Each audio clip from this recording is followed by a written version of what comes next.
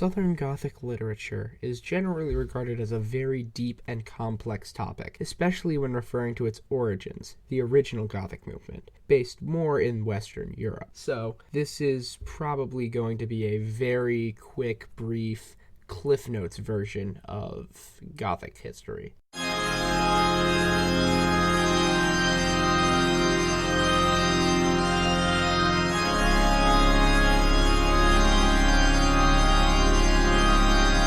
One of the central tenets of Gothic literature, Southern or not, is being in a setting where something great has withered away, which is why it is a common movement in regions that have fallen from greatness or lost something great. In the case of the European Gothic movement, the massive loss of knowledge and culture from the Dark Ages was the main reason for this. One of the biggest reasons the Dark Ages were called the Dark Ages was because we knew almost nothing about them aside from the insanely advanced architectural techniques, and that our historical blind spot was likely caused by people storing their records on perishable formats like animal hide. This ultimately led to a feeling of something lost throughout Europe. This feeling typically manifested itself in the writing of very dark stories by the likes of Bram Stoker and Mary Shelley. This led to the European Gothic movement during the 1700s and 1800s.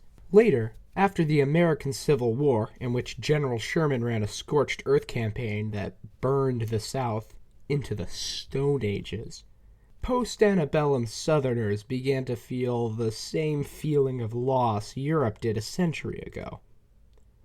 This led to a second Gothic movement, a Southern Gothic movement, which, like its forefathers, shows a similar feeling of loss of greatness. This movement was led by several different authors, although some of the more notable ones were Truman Capote, William Faulkner, and, of course, for this presentation at least, Harper Lee, the creator of To Kill a Mockingbird, which shows this aspect of the Southern Gothic movement and the Gothic movement as a whole by describing the boring, dystopian, almost, world of Maycomb, a place with nowhere to go and nothing to do.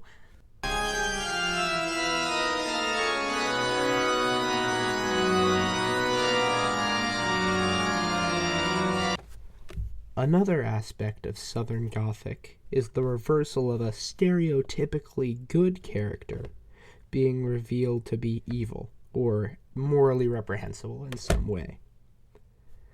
For example, Sheriff Heck Tate was originally portrayed as a hero helping to take care of rabid, mad dogs earlier on in the book. However, later it is implied that he went hunting the same night that the Cunninghams ended up doing a raid on the prison.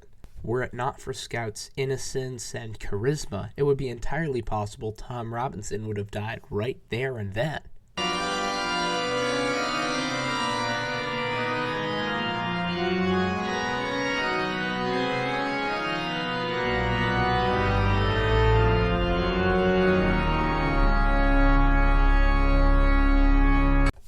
Another important part of Southern Gothic is the use of the outsider or freak character to contrast with the old traditionalist views of the normal residents.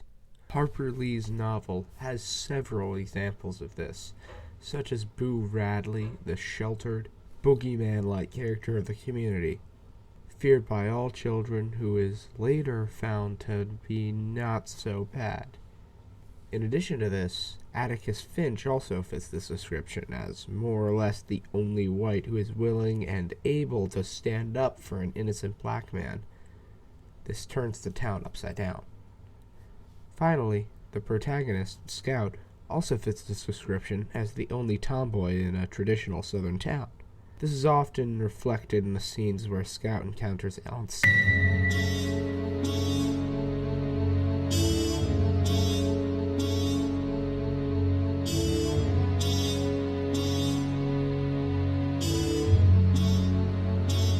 Closely related to this is the idea of society's decline and decay as old values become challenged in this brave new post-antebellum world. For example, education is traditionally viewed as an opportunity for self-improvement. However, in Southern Gothic literature, it would generally be viewed as a force that would hold somebody back from reaching their true potential.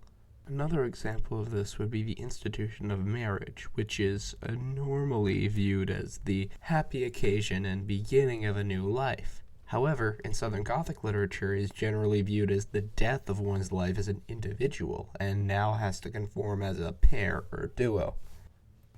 One of the most creative parts of To Kill a Mockingbird's thematic design is how it uses this trope in new creative ways to create new tropes and cliches for later generations. For example, Atticus was one of the first single-father characters in literature. In addition to this, the fact that the defense of an innocent black man was brought to attention at all was also very interesting.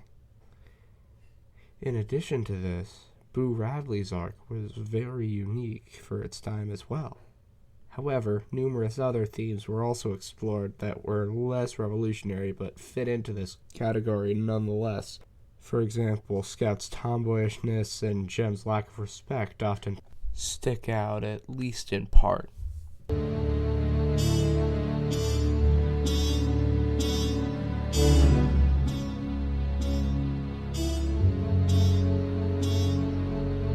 In conclusion, many of the signs of Southern Gothic literature are apparent in Harper Lee's masterpiece.